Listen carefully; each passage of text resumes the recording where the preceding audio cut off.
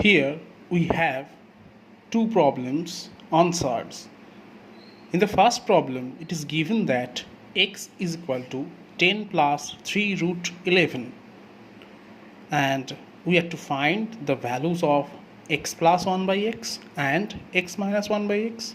And in the second problem, it is given that x is equal to 9 plus 4 root 5, and we have to find the values of the same quantities, that means x plus 1 by x and x minus 1 by x.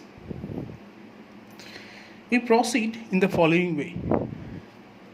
First, we square this number 10 and we get 100. Then we square the number 3 root 11 and we get 99.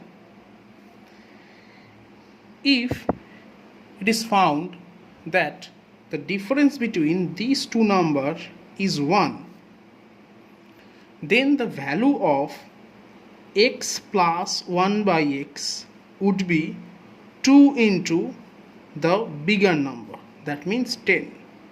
Therefore we have the value 20, and the value of x minus 1 by x would be 2 into the smaller number, that means 3 root 11. Therefore we have 6 root 11. Similarly, for the second one, 9 square would be 81 and 4 root 5 square would be 80. Therefore, the value of x plus 1 by x would be 2 into 9, that means 18, and the value of x minus 1 by x would be 2 into 4 root 5. Therefore, we have the value 8 root 5.